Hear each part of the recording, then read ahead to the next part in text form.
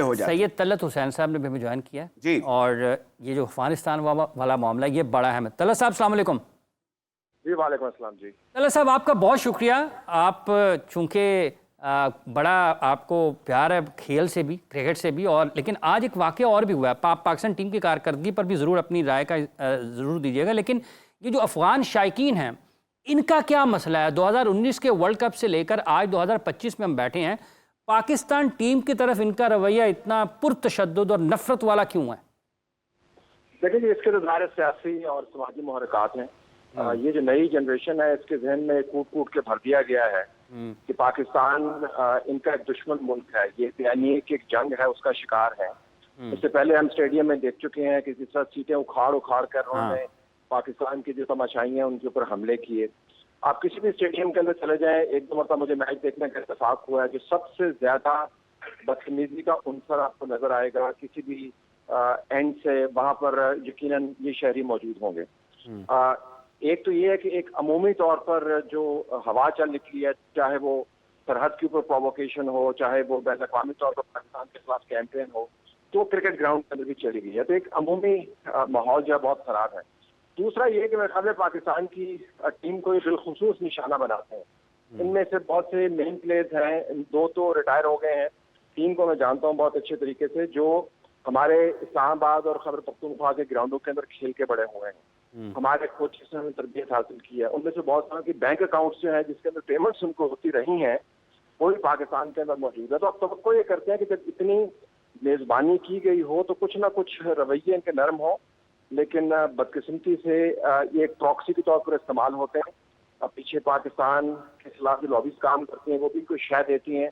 जो शख्स आपको प्लेयर पाकिस्तान की ज्यादा आंखें दिखाता हुआ नजर आता है, उसकी IPL के सबसे ज्यादा आपको होती हुई नजर आ रही है। तो मेरे ख्याल में एक नेटवर्क है जो सियासी और सरहदी मामलात को इस्तेमाल करता है और फिर पाकिस्तान की टीम को टारगेट करता है।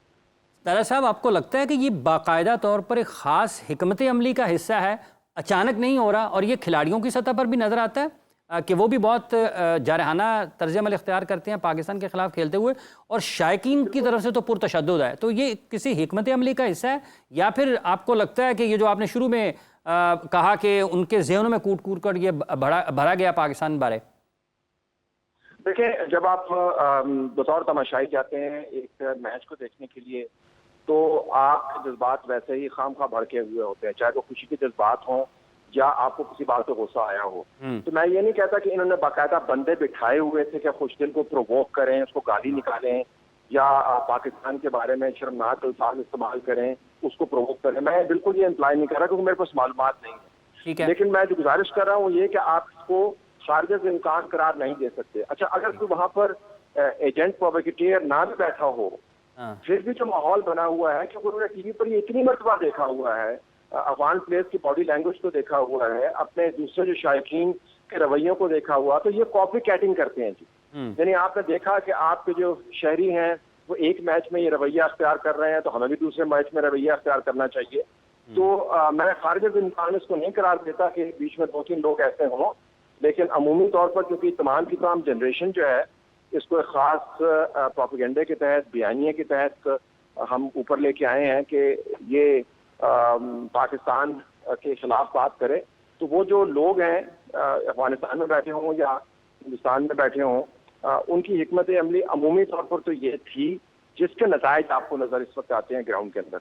अच्छा, ये एक और सवाल पाकिस्तान क्रिकेट टीम की कारकर्दगी और इंतजामी मामलात पर है, क्योंकि चेयरमैन PCB मुल्क के वज़ीर दाखिला भी हैं तलत साहब। तो आप समझते हैं कि पाकिस्तान की क्रिकेट को इस वक्त एक फुल टाइम एक ऐसे चेयरमैन की ज़रूरत है जिसकी पूरी तवज्जो क्रिकेट के मामलात पर हो, क्योंकि वज़ारत दाखिला भी एक अहम जिम्मेदारी है मुल्क की, और शायद हो सकता है वो मुनासिब वक्त ना दे पा रहे हों। आपकी क्या राय है इस बारे? अच्छा, अगर मैं आपसे बिल्कुल सच्ची बात करूं, क्योंकि मुझे इसके अलावा बात करने की आदत नहीं है, तो क्योंकि मेरा एक क्लैश ऑफ इंटरेस्ट डेवलप होता है, तो इस वजह से मैं PCB के जो अंदरूनी और इंतजामी मामलात हैं, बहुत अरसे से आपने देखा होगा मैं उस पर कमेंट नहीं करता। बिल्कुल। तो अगर आप इसको मेरी एडिटोरियल लिमिट जाने कि मैं इसके ऊपर कमेंट नहीं करना चाहूंगा। ठीक है। मेरे ख्याल में जो लोग चला रहे हैं या आप लोग जो ज्यादा मालूमात सकते हैं, उनके तजिए सुन के मुझे हौसला होगा। लेकिन फिलहाल आप मेरी इसको मजबूरी जानिए, मुझे इस मामले में ना उलझाइए। ठीक है, राजा असद अली खान साहब भी आपसे बात करना चाहते हैं। जी राजा साहब।